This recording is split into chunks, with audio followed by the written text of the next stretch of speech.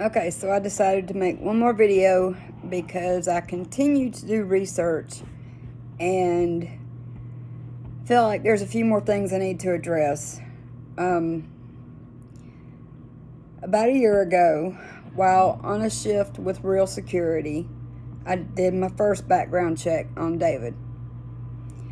Um, that's when I found his ex-wife.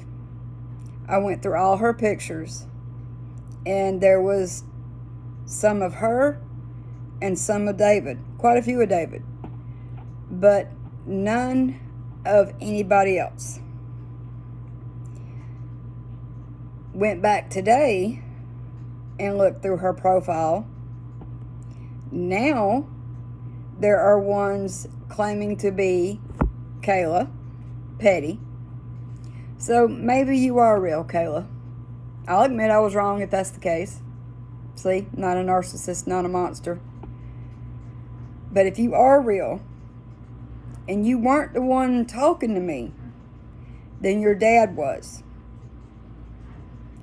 Pretending to be you, talking to me. A lot of red flags were going off, and that's why I left so many times. I was not running back to my husband. Not that I owe anybody an explanation. I was sleeping in the spare bedroom because I had nowhere else. I had nobody else. Your dad moved me all over the place, hotel room to hotel room. I explained to him I couldn't take that. I couldn't take the confinement that I feel in a hotel room for long periods of time.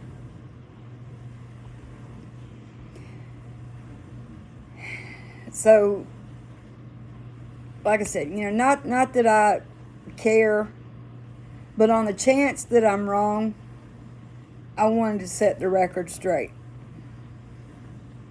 Like I previously said, sitting there next to your dad, called your number, and his phone showed up that I was calling him on an app that you can use to text and call.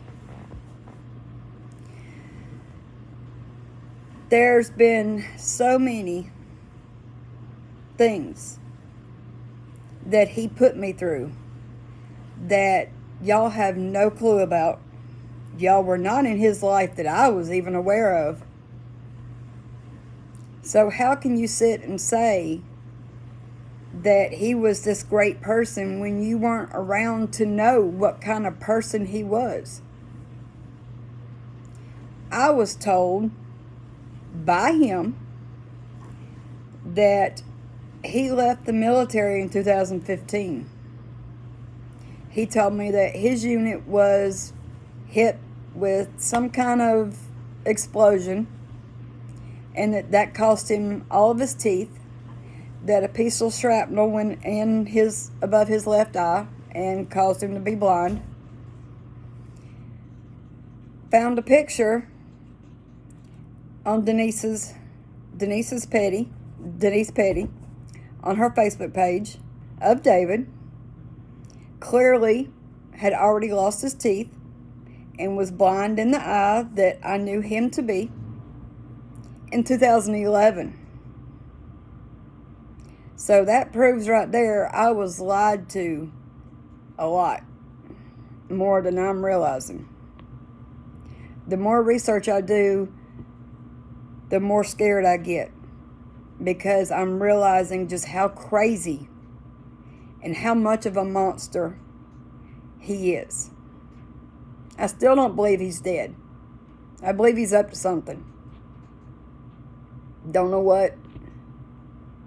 And I think that's what drives me to keep researching, so that I'm prepared for whatever he's got planned. I was also told, Kayla, that your mom died over a year ago. But yet, April 6th, there was a post on her page made by her about Bud Light and this whole shit with them. Bunch of crazies, I tell you. Bunch of fucking libtards.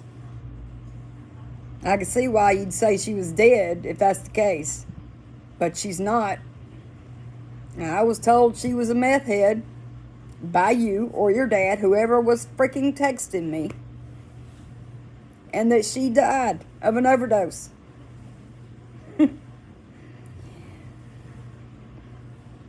I tell you, this is just some of the craziest shit. I never imagined that any of this would have ever happened. And if y'all have his phone and you've been going through it, if he is dead, being he's a narcissist, you honestly think he's going to leave messages on his phone that makes him look bad, knowing he was going to kill himself? Do you really? Because I can provide all the screenshots of our entire conversation because I have everything transferred over. Now, I don't have any left from you, Kayla, because when your dad put me on his cell phone plan, he swapped me to an iPhone, which I was fine with. So he was helping me set it up to transfer everything from my Galaxy Note 10 Plus. Before I had the chance to stop him, when it asked about transferring messages, he said no. I would have said yes. And then I would have had that whole conversation all the times we talked, if it was you or whoever it was. But I still have everything from your dad since. When I left, he took the phone and it was still on. Some of the screenshots that were sent to Amber are messages I never got from him.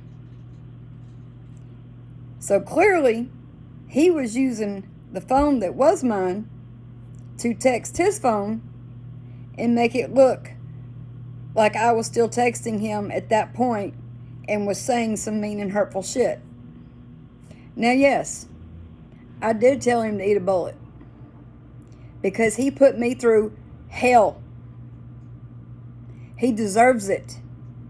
He deserves to rot in hell. He cost me so much. And I let it happen because I did love him.